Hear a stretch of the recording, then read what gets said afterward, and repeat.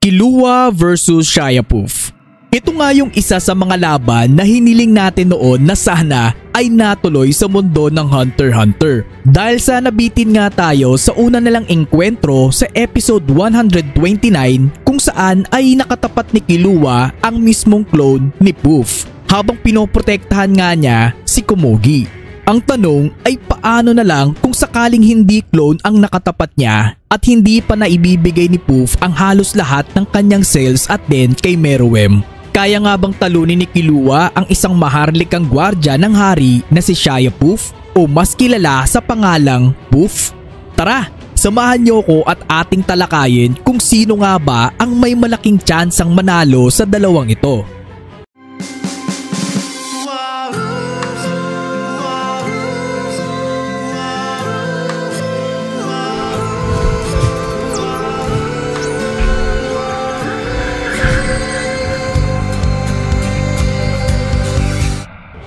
Sa unang round ay pag-usapan natin ang kanilang mga pisikal na lakas.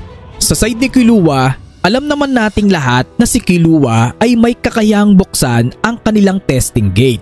Ang testing gate na ito ay may 7 gate na may iba't ibang mga bigat. Ang gwardya nila na si Zebro, Gon at Kurapika ay nagawang buksan ang unang gate na mayroong bigat na 4 tons. 8 tons naman kay Leorio. Kay Killua na hindi pa nakakagamit noon ng Nen ay 16 tons. At nang natuto ng gumamit si Killua ng Nen ay nagawa na nga niyang buksan ang panglimang gate na may bigat lang naman na 64 tons. O kasing bigat nga ito ng isang malaking balyena.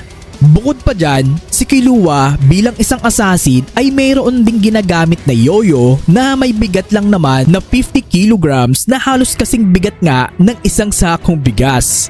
Marami na nga ring beses na nasaksihan na natin ang paggamit niya dito pero mas lalo pa nga akong napabilib noong nagamit niya ito sa dalawang Chimera Ant na pinugutan niya lang naman ng ulo ng mabilisan.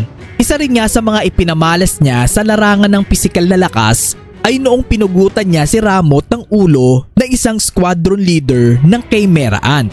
And take note guys may exoskeleton ang mga ito kaya naman matitibay ang mga balat at buto ng mga Chimera Ant kung ikukumpara nga sa isang normal na tao. Sa kabilang banda naman kung pag-uusapan naman natin si Puff, sa 3 maharlikang gwardya ng hari ay marami rin nga ang nakapansin na siya ang pinakamahina in terms sa pisikal na lakas. Kung ikukumpara nga ito kila Pitu at UP. Ilan sa ipinamalas niya sa larangan ng pisikal na lakas ay noong inatake na sila nila Netero. Dahil sa Dragon Dive ni Zeno ay agad nang nataranta si Puff at dali-dali itong pumunta sa silid kung nasaan ang hari. At para nga magawa niya ito ay nagawa niya ngang durugin ang mga biyak na bato at ang ilang mga silid. Bukod pa dyan ay nakita rin nga natin kung paano niya napatumba si Morel noong kinuha niya ang pipe mula sa likuran nito. Bale sinipa niya nga ito mula sa likuran ngunit kapansin-pansin rin na hindi nga ganoon nagalusan ng husto si Morel sa pag-ataking yon ni Puff. Kaya naman para sa akin mas nakakalamang ng bahagya dito guys si Killua in terms sa pisikal nga na lakas. O maaaring pantay nga lang sila dahil wag nga nating kakalimutan na si Puff ay isang royal guard mga ka-hunter.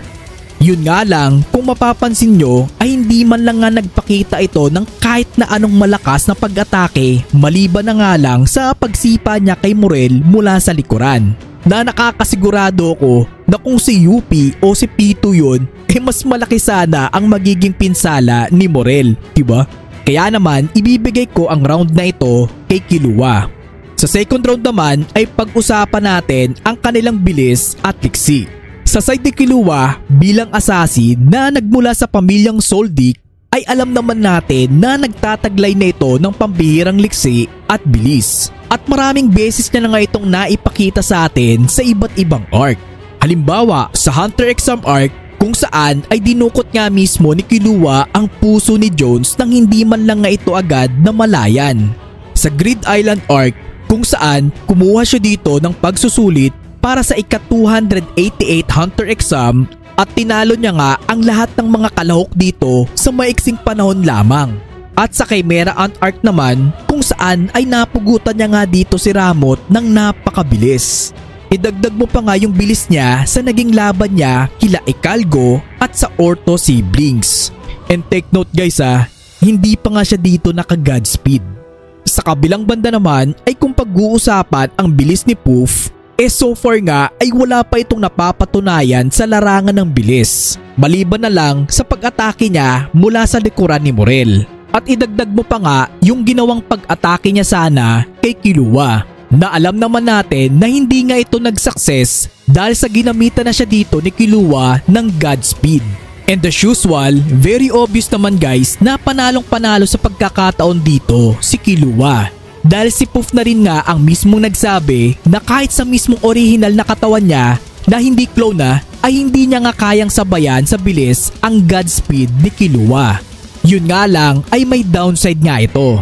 Kung sakaling maubos man ang oras sa paggamit ni Killua ng kanyang Godspeed ay may tsansa na mas mabilis na dito sa kanya si Shia Poof. At pwede rin pala natin ikonsidera na kung sakali man na hindi pa naibibigay ni Poof ang halos lahat ng kanyang kapangyarihan kay Meruem ay may tsansa rin na pwede niyang masabayan ang Godspeed dito ni Killua. Pero sa round na ito ay ibibigay ko pa rin nga ito kay Killua. Sa ikatlong round naman ay pag-usapan natin guys ang kanilang pambihirang katalinuhan. Sa side ni Killua ay maraming beses na nga nating nasaksiyan na nagpamalas na ito ng matitinding stratehiya sa laban, kakayahang mag-analisa ng mga bagay at kakayahang makapag-isip ng mabilis sa gitna ng kanyang mga laban. Ilan sa mga ito ay during kay Mera and Arc kung saan ay kinalaban niya nga ang Orto Twins na gumagamit ng darts. Hindi nakikita ni Killua ang dalawa, ngunit dahil sa alam niya kung paano nilalaro ang darts, bandang huli ay nalaman niya kung paano sila tatalunin. Idagdag mo pa nga noong nilabanan ni Killua si Hidalgo. Sa una ay hindi niya nga rin ito nakikita dahil sa malayong distansya nakapwesto si Hidalgo. Ngunit dahil sa gumamit ng matinding stratehiya si Killua dito guys ay natuntun niya ito at natalo. Sa kabilang banda, kung patalinuhan din lang naman ang laban ay hindi naman papahuli dito guys si Poof. Dahil kung siya man ang pinakamahina pagdating sa pisikal na lakas sa tatlong maharlikang gwardya, ay masasabi naman natin na si Poof ang pinakamatalino sa tatlo. Masasabi ko rin na siya ang may pinakamataas na layunin sa tatlo upang maging hari si Meruem at makamit nga nito ang tunay na pag-uugali bilang isang pinuno. Lagi niya ring sinasaalang-alang ang bawat galaw, kilos at mga desisyon ng kanilang hari. Kumbaga, siya rin nga yung tumatayo bilang legal advisor ni Meruem. Isa sa mga ipinakita niya ngang katalinuhan ay ang maaga niyang pagbigay ng atensyon kay Komugi. Napredict niya nga ng maaga na magiging malaking hadlang si Komugi kay Meruem upang magampanan nito ang pagiging hari. Kaya naman noong una pa nga lang ay binalak niya na itong paslangin. Idagdag mo pa nga yung senaryo noong nakaharap niya na nga si Killua kasama si Komugi. Dahil sa hindi niya nga maabutan si Killua dahil sa Godspeed nito, naisip niya na gisingin na lamang si Komugi upang manlaban ito kay Killua. Nang sa ganon ay mabawasan nga ang bilis ng kanyang Godspeed at tuluyan niya nang maatake si Komugi mula sa kanyang likuran. At ang panguling pangyayari na masasabi ko na napakatalino talaga dito ni Poof ay noong nakulong na siya sa mismong Smoky Jail ni Morel. Marami ang nagsasabi na natakot dito si Poof kay Morel dahil nga sa hindi man lang niya nilabanan ito, bagkus ay tumakas pa ito at umiwas na nga lang sa laban. Kung iisipin natin, kung sa one-on-one lang ang labanan ay malaki naman talaga ang kalamangan dito guys ni Poof. Pero ang tanong bakit hindi nga ba siya lumaban? Dahil ito sa tinatawag na post-mortem nin. Paano na lang kung pinatay niya nga si Morel sa loob ng kanyang Smoky Jail? Ang resulta ay mas lalo pang ang lalakas ang Smoky Jail. At malamang ay hindi na nga siya makakalabas pa kahit sa pinakamaliit pa na particles nito. At may chance na panghabang buhay na nga siyang makukulong sa Smoky Jail. So sa round na ito guys ay para sa akin ay mas nakakalamang dito si Poof sa larangan ng katalinuhan.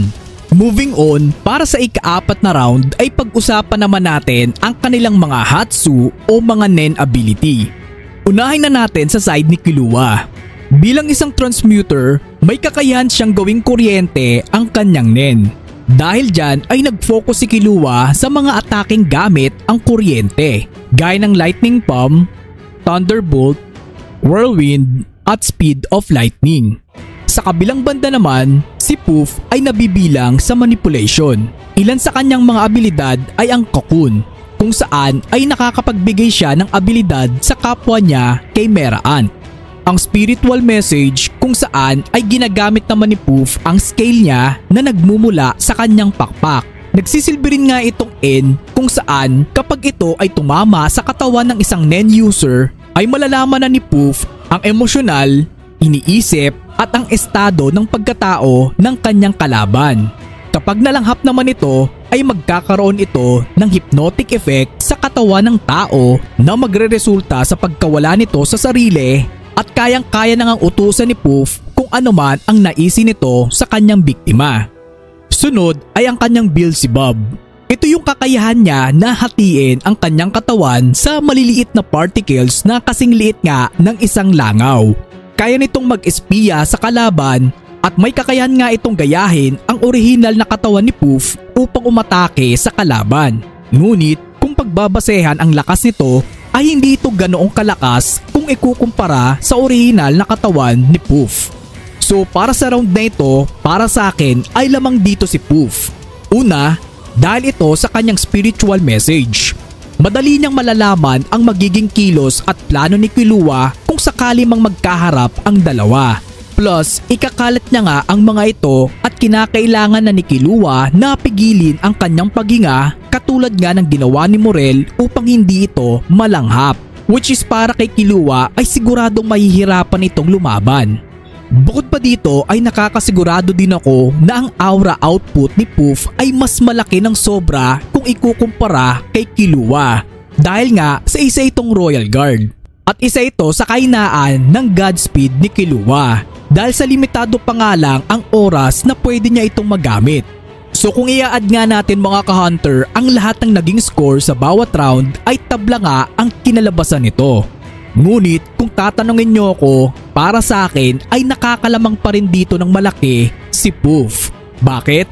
Dahil wag nga nating kakalimutan guys na isa itong Royal Guard na malayo pa nga ang antas ni Killua dito.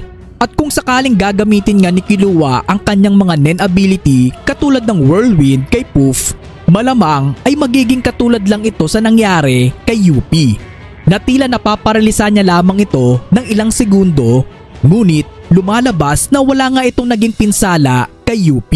Although na mas mataas nga ang durability ni UP kumpara kay Puff, sigurado naman tayo na hindi nga ito ganoon nalalayo ng sobra. At kung iniisip naman ng iba na kayang gawin ulit ni Killua ang ginawa niya sa clone ni Puff ay hindi ito mangyayari sa orihinal na katawan niya dahil sa isa lamang itong clone. Kumbaga para lamang itong Deep Purple ni Morel o yung 14 Devils ni Razor. At ang isa nga lang na nakikita kong paraan para matalo niya si Puff sa pangkasalukuyan ay kung gagayahin niya ang ginawa ni Gon. Isa sa mga katunayan na malaki nga ang agwat ni Killua kay Puff ay noong ipinakita ni Netero ang kanyang Ren kay Colt at tinanong niya ito kung makakapantay na ba ang kanyang lakas sa kanilang hari na si Meruem. Ang sagot nga lang ni Colt ay hindi niya ito siguradong magagalusan at bago pa nga raw siya makalapit kay Meruem ay siguradong mapapatay na siya ng isa sa mga Royal Guards. At ang isa nga doon ay si Puff. Meaning halos mas malakas pa nga kay Netero ang tatlong gwardya ng hari. Na si mismong Netero na nga rin ang nagsabi nito noong nakita niya si P2. At kung iisipin pala natin guys, parang kakalabanin lang pala ni Killua si Netero, diba? Bale ang mangyayari lang ay mahihirapang makatama ang tatlong Royal Guard kay Netero dahil sa angking bilis nito at experience sa pakikipaglaban. Katulad nga ng nangyari sa laban nila ni Meruem. Kumbaga, hahampasin lang palagi ni Netero ang tatlong gwardya hanggang sa mapagod ito.